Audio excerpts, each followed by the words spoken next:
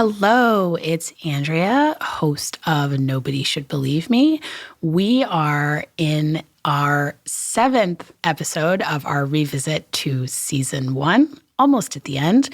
And for today's episode and for our finale, which will be re-airing next week, it's going to be just me in the postscript, just me talking you through all of the big feelings and thoughts that I had listening to these 2 final episodes. This first season was such a journey, and we really figured out what the show was going to be. And yeah, I have a lot of thoughts to share about this episode in particular when I see you shortly from the future, right after the end of this episode. So stay tuned for that. And in the meantime, as always, if you want more from us, you can subscribe to our Patreon or subscribe on Apple Podcasts, and you get a minimum of 2 exclusive bonus episodes per month. You also get all episodes early and ad-free. So check us out there if you want more content.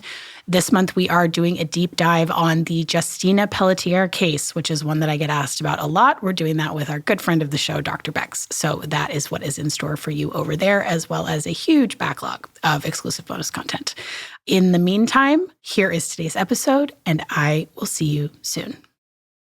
Before we begin, a quick warning that in this show, we discuss child abuse, and this content may be difficult for some listeners.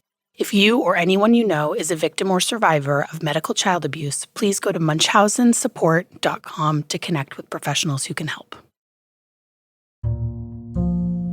People believe their eyes. That's something that actually is so central to this whole issue and to people that experience this, is that we do believe the people that we love when they're telling us something. I'm Andrea Dunlop, and this is Nobody Should Believe Me. At the beginning of this process of doing this podcast, I think I'd convinced myself that I had put the personal stake that I have in this issue behind me in a way that I've now discovered maybe I have not. Despite my best efforts to completely detach from my sister, there is still a small part of me that can't help but hope that at some point in the future, there might be some sort of reconciliation. As I was going back and forth with Hope, as I was talking to her family and sort of reliving all of these emotions that I had kind of tucked away for a long time, I almost feel a little foolish that I would have any hope for a reconciliation because of everything that I know. That person is she's still my sister, but I also sort of don't feel that way. That person sort of is still physically out there, but then in a very meaningful way is not. So much of what you believed that person to be and who you believed that person to be is shown to be an illusion because of the lies that they have told you. And I have needed to no longer be naive.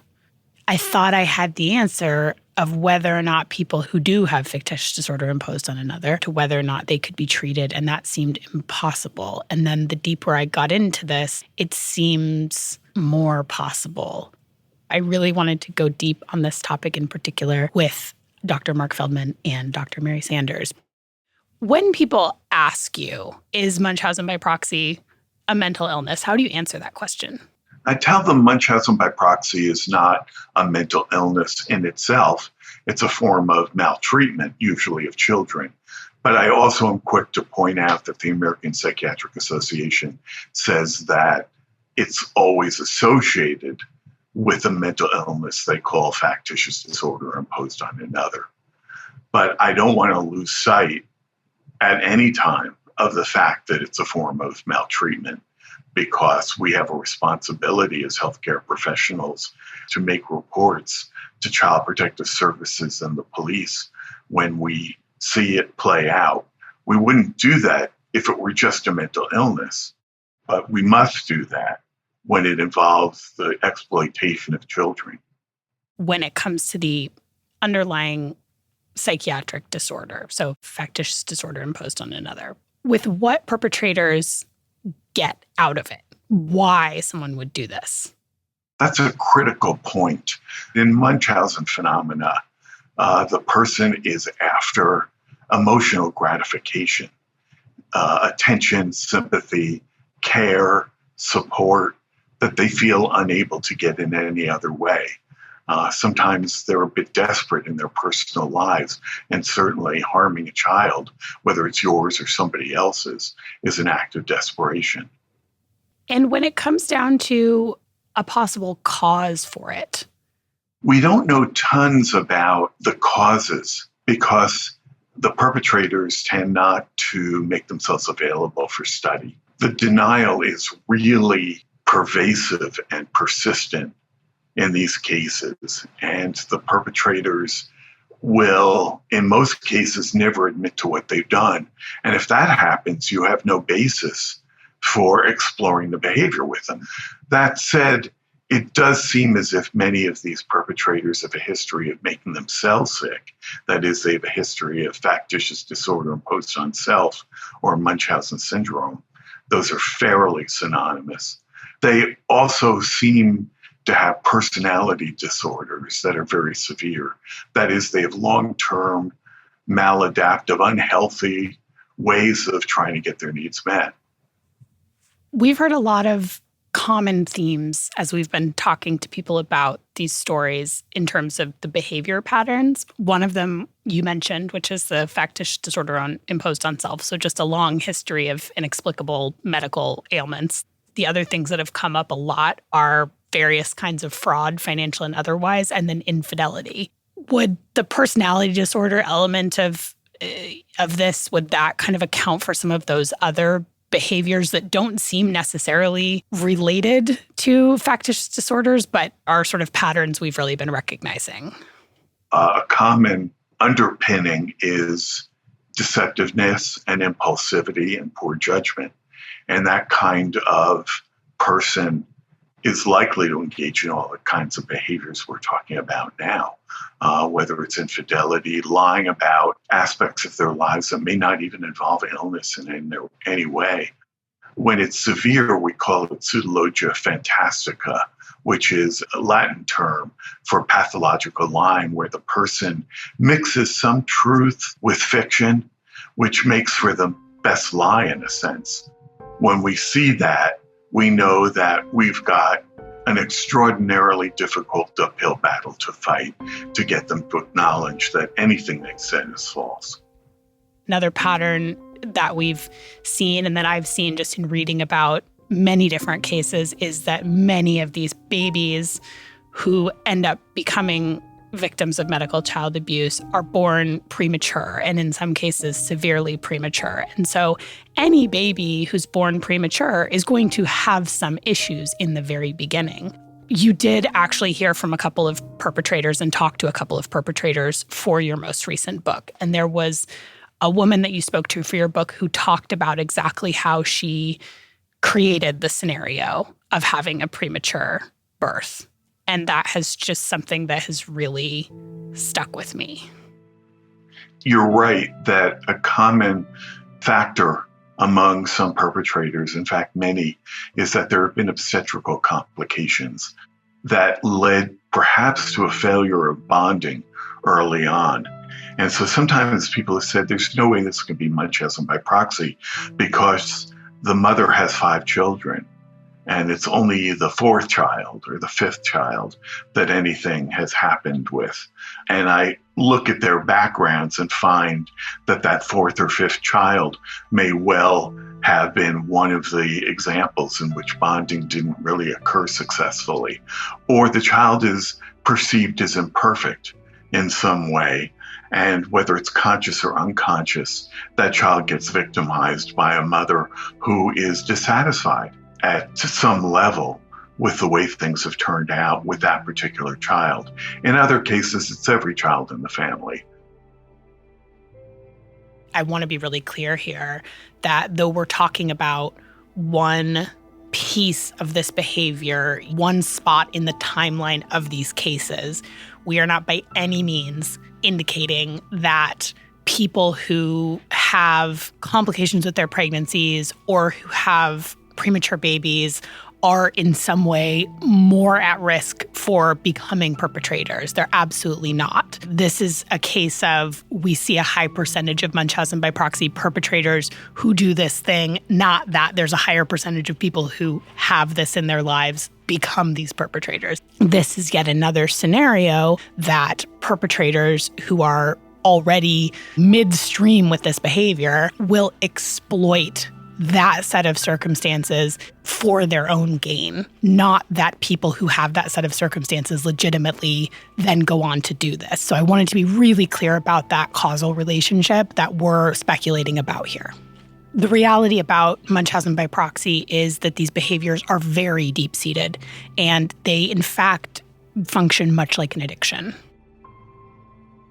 There is a compulsive or addictive quality to gaining attention, even if it's under false pretenses. And that certainly does involve false pretenses, exaggerations, and falsification in these cases.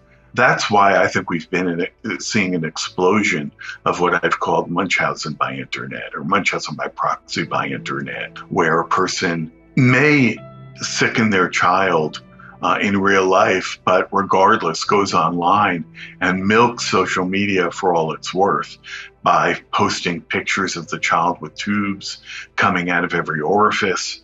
We call it medical porn because that's basically what it is. These disturbing photos that are intended to do nothing other than alert friends, family, strangers that this mom needs all the support she can get. As to the question of whether or not perpetrators are treatable, I really wanted to talk to Dr. Mary Sanders because she is one of the foremost experts in the world on that particular part of this subject. I'm a clinical associate professor at Stanford University Medical School in the Department of Psychiatry. I'm also co-chair of a national committee through APSAC, American Professional Society on the Abuse of Children.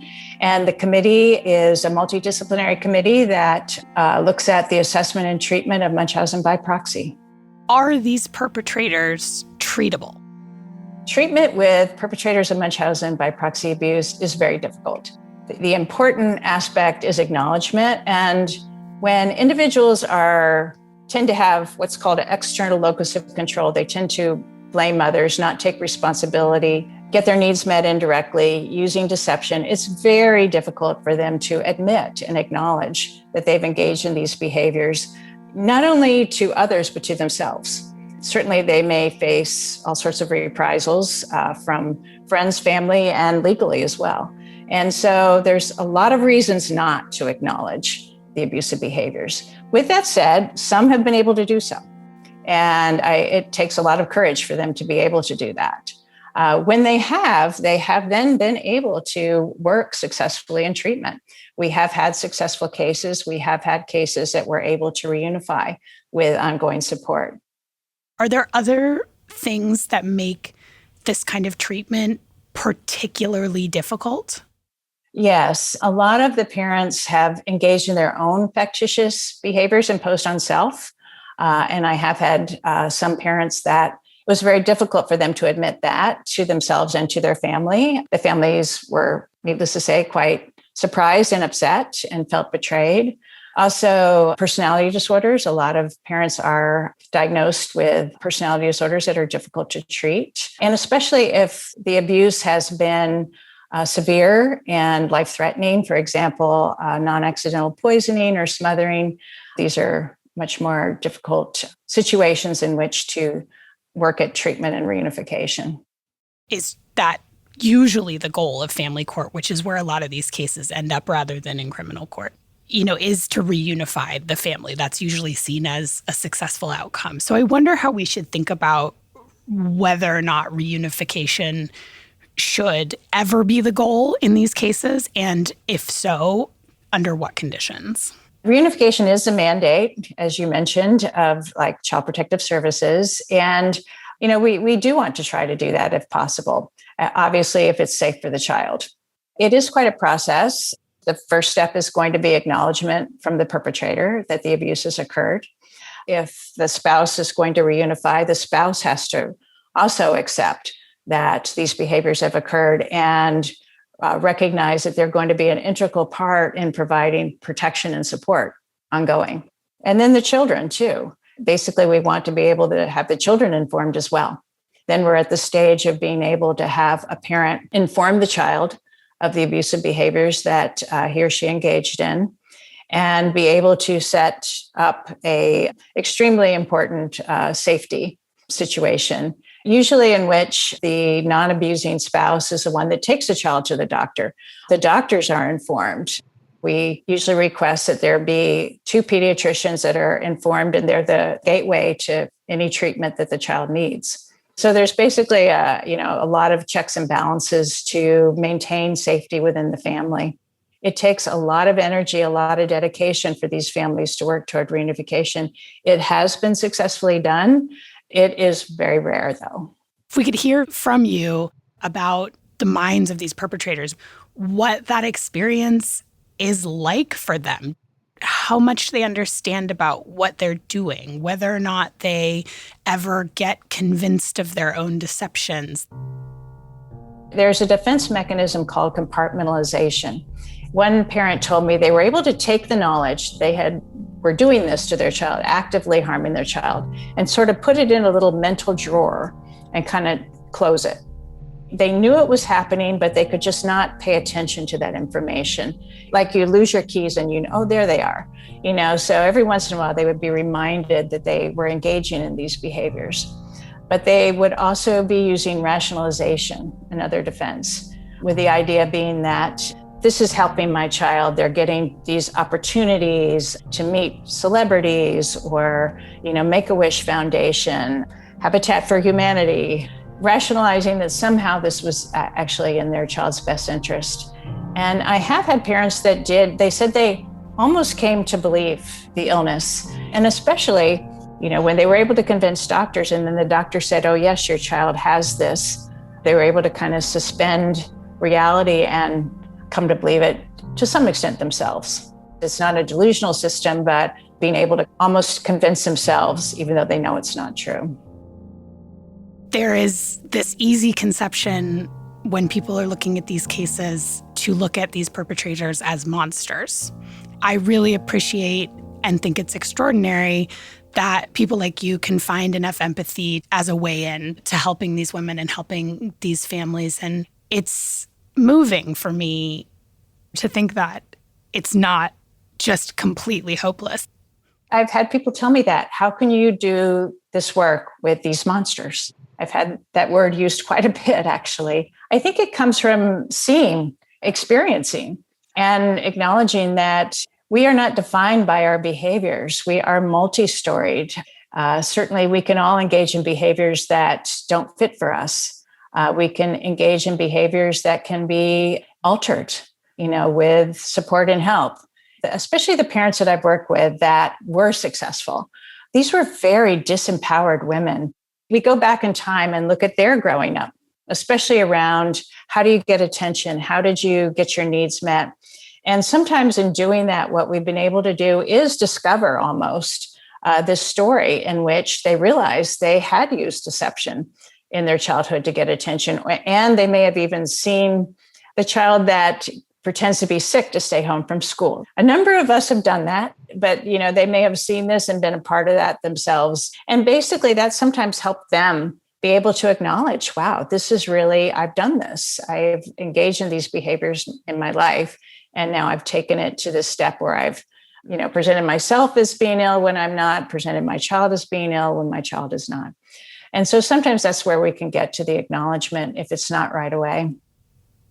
I really like that you made that connection between the childhood experience of I'm sick and I want to stay home from school and you get taken care of. And I think is a pretty universal human experience to enjoy being nurtured and taken care of and having a little minute away from life. So I think it's really helpful to bring those comparisons back down to earth a little bit, because the more that we can understand how this is an extreme of that feeling that we can relate with, it's helpful to everyone to understand that this is on a continuum rather than a good mother does this and a monstrous mother does that.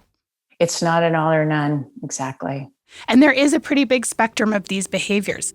There certainly is a spectrum. With that said, we're also very cognizant that all of this is harmful to children, and we do want to keep that in mind. And I think it's especially important because the best way to get these families help is to report the abuse. Situations in which children may be over-medicalized, brought to the doctor when they may not have a need, that leads to inappropriate treatments that can be harmful, evaluations that can be invasive, all the way to, yes, smothering or use of substances, poisoning that can certainly put a child at risk for death. It gets to this question, whether we should be looking at Munchausen by proxy perpetrators as criminals to be prosecuted or sick women who need help. My experience is that both can happen simultaneously, which is difficult. Here you have an individual who either has to plead guilty or not guilty, which means if they're pleading guilty, then they're open to entering into treatment because they're acknowledging. If they're pleading not guilty, then the treatment really can't proceed. What do you think can be done to better protect children from this kind of abuse? I mentioned APSAC before, American Professional Society on the Abuse of Children. The audience is pediatricians, psychology, psychiatry, social work, judges, attorneys, all of us that are involved in these cases. So the best way to protect is to recognize and report. I first met Detective Mike Weber at a child abuse conference where he was giving a training about investigating cases of medical child abuse or Munchausen by proxy. I was so impressed with the depth of his knowledge and how he seems to grasp all of the complexities of this issue. So I really wanted to talk to him about all of the various barriers there are, both cultural and structural, to us making movement on this issue.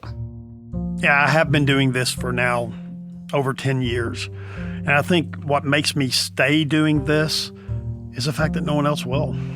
I just know the consequences of not doing anything. I'd love to have 4 trained detectives willing to take this on. Trust me, I have the work for them, but currently that's not out there. We've said many times over the course of this podcast that this is an underreported crime. By that, we do not mean that it is all mothers, a majority of mothers, or even some significant percentage of mothers that would ever do this. But it does happen. And right now, we're hardly ever catching or prosecuting it. We're fighting the societal perception of motherhood. That is the task before us in these cases. And I often have said, even before I started doing this, denial is the strongest human emotion. This is hard to wrap your head around. It's hard for police officers, veteran detectives to wrap their head around. So for regular people to think that their picture of motherhood is going to be disturbed in such a really disturbing manner, it's very hard for them to accept that. Because if someone becomes, as an adult, so toxic and destructive, there are times when you just don't love them anymore. And I mean, I think that's something like we talked to Paul Putcher about, and that is profound. And then I've watched, various members of my own family go through where it's just like, no, there are actually things that people can do where you're just like, that bond gets enough. Severed. Yeah. And it's enough to do it. I've seen what parents who unconditionally love perpetrators in these situations will do, and they become enablers. Like you said, it's like they're dismantling their idea of motherhood. A lot of people really want to hold on to that idea that motherhood is this sacred thing and it will turn flawed human woman into some kind of angel on earth that would never do anything bad. When I was a investigator with the local DA's office, and we would have trials on other forms of child abuse, not this form, but other forms. The sentences for mothers who committed other forms of abuse were far less than for males. It's just the perception that society has. Partly because you have this behavior of medical child abuse, and then right intertwined with it, you have this disorder, factitious disorder imposed on another. And that's where the motive comes in. It's not that we should be saying this is mental illness, these people are not criminally culpable. Right. But if you can't get people to understand factitious disorder imposed on another, they're not going to see the abuse. Right. It's the same thing that we suffered through with pedophilia. Pedophilia has been in the DSM, the Diagnostic and Statistical Manual of Mental Illness, since 1952. So you have that same combination with aggravated sexual assault of a child and pedophilia. You have those overlapping diagnoses. But what we've come to understand is, okay, well, they may be a pedophile, but guess what? They're still a criminal.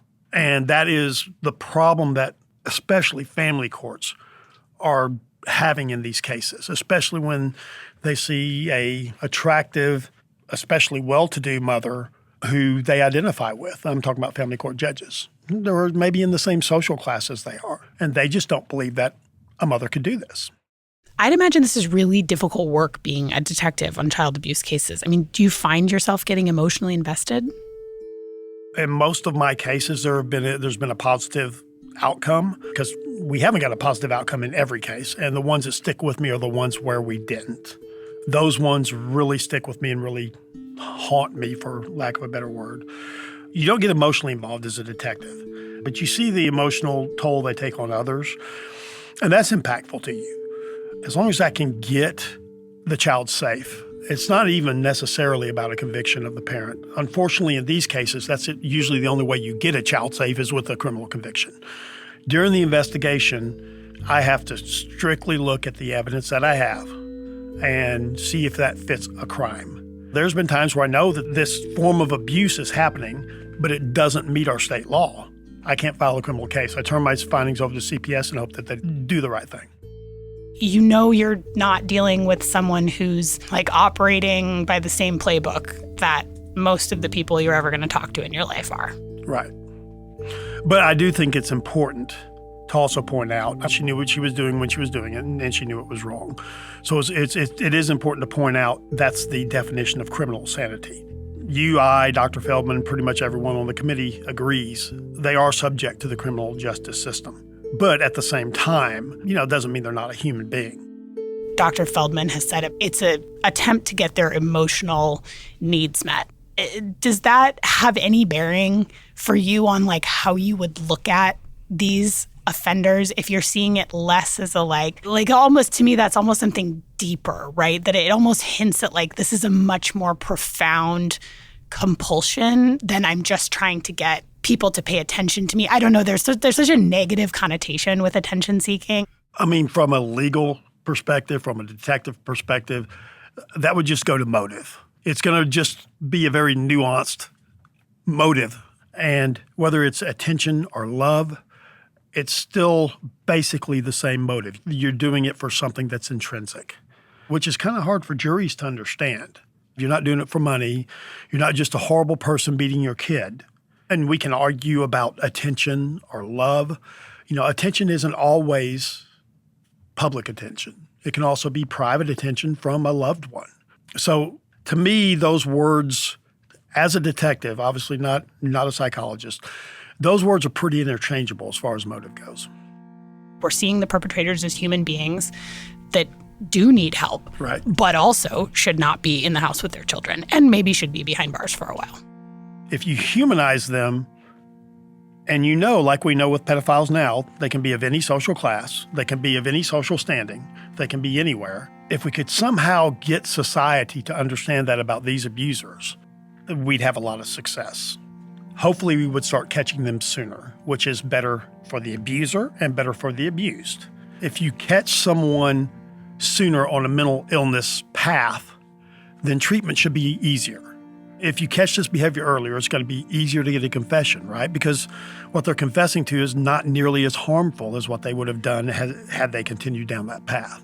In a perfect world, you would have systems set up that would catch this early, that would obviously benefit both the abused and the abuser. I find it moving that someone who's in Mike Weber's position can still see the humanity in the perpetrators and understands that for them, it's better if they can be stopped earlier, if they can not get so far down the road where they've done these things that Hope has, that she now has to live with, and that everyone in her family and in her orbit has to live with. I feel like that's really the spirit that we need on the criminal justice side of stop it early, catch it early before it gets to that point of no return. There's no way I could ever predict any of these offenders' behaviors because they are so wild sometimes. No one, even me as a seasoned police detective, would never. I would never imagine that Hope would put pathogens into her kid. But when the path led me there, I looked at it and I investigated it and I confronted her on it and she confessed to it. Just be open-minded. Approach these cases. Don't be afraid to work. And for supervisors out there, CPS supervisors, police supervisors, if you have a detective or an investigator that has one of these on their caseload, number one, CPS, this isn't going to be done in your magical 3-month time limit. That's freaking impossible. Don't try to shoehorn it into that box. Give your investigator time to work her case. Mike Weber is still working an incredibly intense caseload for the Tarrant County Sheriff's Department, and that's not all he's doing. These days, he is doing trainings all over the country to educate various interdisciplinary groups of professionals about how they can better identify and deal with Munchausen by proxy cases. He is also a member of the American Professional Society on the Abuse of Children's Munchausen by Proxy Committee, along with myself, Dr. Marc Feldman, and Dr. Mary Sanders. In the next 5 to 10 years, I hope we see what we've already started to see societally and culturally. This has gotten its moment in culture. I kind of keep track of cases around the country, and we're starting to see more and more of these cases. What I hope is that the committee's effort and my efforts have some little influence on these cases and getting this information out to detectives so they know what to do on these cases and they know what this is when they see it. As much as this podcast has been a way for me to exercise some of my demons and to follow my curiosity about this topic, the thing I hope for the most is that people will hear this and it will give them a deeper understanding of something that is a complex issue, but one that I believe is present in our communities in a real way. And that people who've been through it in particular, whether they're survivors, whether they're family members, whether they're perpetrators who are looking for help, will hear this and understand that there are people trying to help. Meeting the members of this committee has really given me a lot of hope. Not necessarily hope for whatever is going to happen in my own family, but just hope that there are people that are willing to take this complicated issue on. The only way to make kids safer from this abuse is to look at it. And it's hard to look at, and it's hard to hear about. Because ultimately, it is about children. It's about kids who are powerless, voiceless. And it's also about the people who used to be those kids.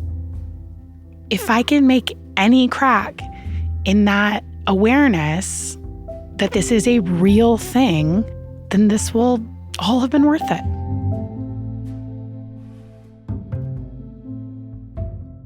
Oh, wow, I got really emotional listening to those last couple of minutes of that recording because, at the time that I was making this show, this was several years ago, it was all recorded before we released it. So I wasn't yet out really in the public sphere talking about this issue in the way that I am now. And I had no idea what kind of audience the show would find, how it would resonate with people. And I really am so proud of everything the show has accomplished. And that certainly hasn't been me alone doing that. I really owe so much to the team that helped me make this show, to the people who really bravely shared these very vulnerable stories from their own lives and trusted me with that. and the experts who shared their incredible work and their perspectives, and just all the people who have really been supporters from the very beginning of the show, to the listeners, to all of the people who've reached out to me about the show and shared the show. I mean, this really was such a collective effort to get this show out in the world and get it to the people that it could potentially help. And, Munchausen Support, which is the nonprofit that I founded before the show came out, I worked with Dr. Marc Feldman, who I've become really close with, to get that started. And, the first job of that was just getting all of the amazing resources from the professionals of the committee online. And then since then, we have done some trainings. We've presented at some conferences. And the biggest thing that I'm the most proud of that was really helped along by my incredible colleague and mentor, B. Yorker, is this support group model. Joe Hope, who's also been on the show a couple of times, also does a lot of work with Munchausen Support and helps a lot with those support groups in particular. And those have become really active. And I have just heard from so many people. I get messages every single week, almost every day practically at this point, from people who have some personal experience with this, where it happened in their family, or they're looking back at a person they used to know and having questions. And I also hear from a lot of survivors. And I started off this project never having met anyone else who'd been through it. And now I know a lot of people, and a whole community has really developed around that. And that was really started with my colleagues on the APSAC committee. It's really incredible to think that, I really had no idea how it would all land. And I think it has accomplished that goal of reaching some people who really needed it. And I'm just really happy that that's happened. And one of the big things that we talk about in this episode of the show is this question that I get asked all the time, probably one of the most common questions and one of the most common points of confusion about this issue of, is this a mental illness? And we talk about that piece about the underlying psychopathology, but my thoughts on this have evolved really a lot since this episode aired and since I started really digging into this. And I think the mental illness question is interesting and it's worth exploring, but I think I have really leaned away from talking about it in those terms because I think that it creates so much confusion around culpability. And for me, for a long time, after becoming estranged from my sister, it felt much more comforting to think that she was in some sense not in her right mind. And that is not quite how I understand it now, because of my conversations in particular with Dr. Marc Feldman. And that is one of the first things I really asked him when we were just talking off air, when we were just getting to know each other. Was this question of do they understand what they're doing?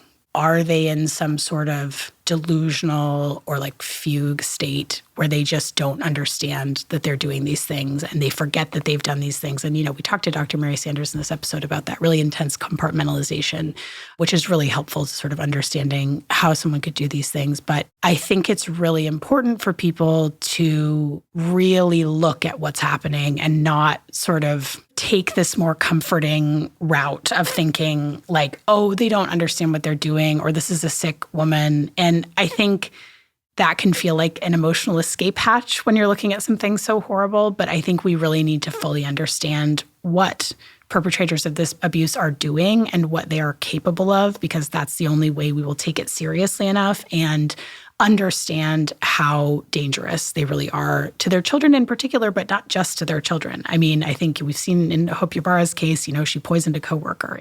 The things that these perpetrators do, it's such a profound disconnect, it's such a profound lack of empathy that it does make them very dangerous. And I think that's really important to take seriously. And I think, the mental illness piece and the treatment piece, that we talked to Dr. Mary Sanders for those very small percentage of cases where treatment is a viable option, worth pursuing, worth talking about how to intervene sooner so that better outcomes can be had for everyone involved, including the perpetrator. But I think we're not at the point where that needs to be the priority. We're at the point where we need to take it seriously as abuse.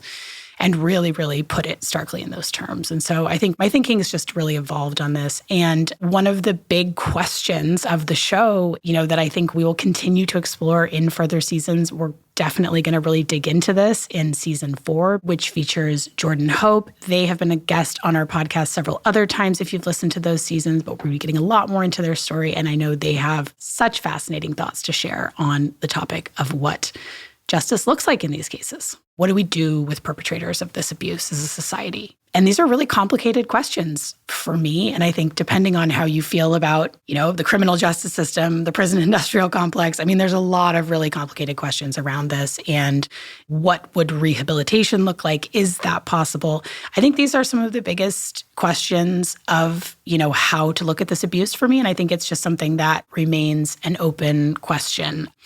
And that my feelings continue to shift on this. And I'm not so necessarily interested in punishment, but I think in terms of protecting the kids should always be the biggest goal, and also protecting other people because they're usually female and often appear physically very normal and very harmless, the way that Hope and my sister and many of the other cases I know of appear really not like what you would think of as a criminal. I think we tend to take less seriously how dangerous they really are. So more to come on all of that. And I think this first season, which, again, I've said before, I originally thought that maybe this would just be a limited series of 8 episodes. And I think, we sort of opened all the big boxes in this first season. We really got to some of what are going to be our central themes and why this show is continued. And there's just so much more to dig into and so much worth exploring. So I will see you next time for the season finale of our first season of Nobody Should Believe Me.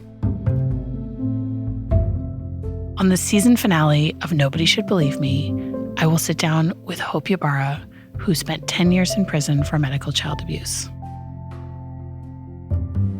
If you've been listening to this podcast and some of the details sound very familiar to you from your own life or someone that you know, please visit us at munchausensupport.com. We have resources there from some of the top experts in the country, and we can connect you with professionals who can help.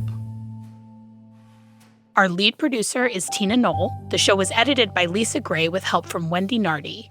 Jeff Gall is our sound engineer. Additional scoring and music by Johnny Nicholson and Joel Shupak. Also special thanks to Maria Paleologos, Joelle Knoll, and Katie Klein for project coordination. I'm your host and executive producer, Andrea Dunlop.